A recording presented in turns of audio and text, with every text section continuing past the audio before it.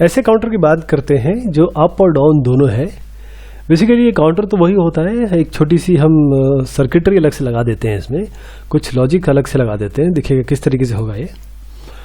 तो ये जो सिस्टम है it combines the feature of both an up and down counter, दोनों अप और डाउन काउंटर की तरह काम करेगा ये। और इसमें एक आपका एक डायरेक्शन कंट्रोल इनपुट है जो सिलेक्ट करेगा कि ये किस समय अप की तरह काम करेगा ये सर्किट और किस तरीके से ये डाउन की तरह काउंट करेगा। ये बेसिकली काउंटर है एक, जिसमें हमने 3 फ्लिप फ्लॉप लगाए हुए हैं। देखिए किस तरीके से होगा। जब ये जो कंट्रोल इनपुट है ये लो होगा तो ये टॉप के जो गेट्स है, ये एंड गेट है, तो ये जो अगर लो होगा तो एंड गेट क्या करेगा, है ना, ये पास करेगा इस लॉजिक को। किसको? इस लॉजिक को पास करेगा। और जो क्यू आउटपुट है क्यू ए को पास करने देगा, क्योंकि अब जो ये लो है तो यहाँ पर देखिएगा किस तरीके से ये 0 है, यहाँ पर ये नॉट है, यहाँ पर हमने नॉट लगाया हुआ है, ये यहाँ पर क्यू ए, क्योंकि ये क्यू ए तो है आ ही रहा है, यहाँ से साथ में 1 आ रहा है, ये 1 आ रहा है तो 1 और 1 क्यू ए डॉट 1 ये इसको पास कर देगा। इसी तरीके से क्यू बी आ रहा है, क्योंकि यहाँ से हमने 0 भेजा, 0 यहाँ तक जाते जाते 1 हो गया, 1 जाके क्योंकि डॉट क्यू बी और डॉट 1 जो है वो सीधा क्यू बी को पास करेगा। तो अल्टीमेटली ऊपर वाला सर्किट काम करेगा। बेसिकली यहाँ से क्यू ए और क्यू बी बाहर जाएगा। ठीक है, किस तरीके से।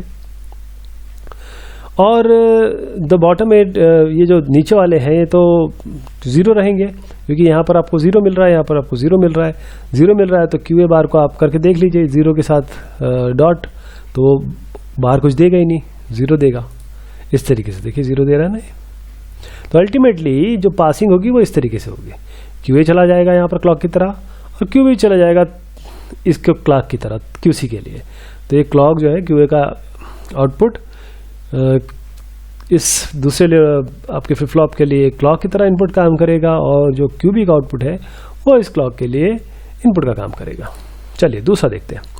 अगर ये कंट्रोल लाइन जो है वो हाई हो गई, अगर ये हाई होगी तो क्या करेंगे, देखिएगा आप क्या होगा। यहाँ पर 1 जाएगा क्योंकि हाई है, यहाँ पर 1 जाएगा, यहाँ पर 1 जाएगा, और 1 डॉट क्यू ए बार, 1 डॉट क्यू ए बार ये पास हो जाएगा क्यू ए बार, और है तो ये क्यू ए को पास कर देगा। इस तरीके से क्यू बी जाएगा, मतलब basically Q B bar, Q A bar Q B bar की बात हो रही है। नीचे वाले हमेशा कॉम्प्लीमेंट होते हैं इसके।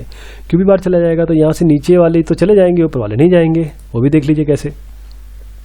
जो टॉप है उसमें तो 0 मिलेगा ना इनको, क्योंकि यहाँ 1 जाएगा, यहाँ से नॉट से 0 हो जाएगा, 0 0 और 0 0 जैसे एंड को मिलेगा, ये तो 0 पास कर देगा। देखिए इस तरीके से 0 0 पास करेगा।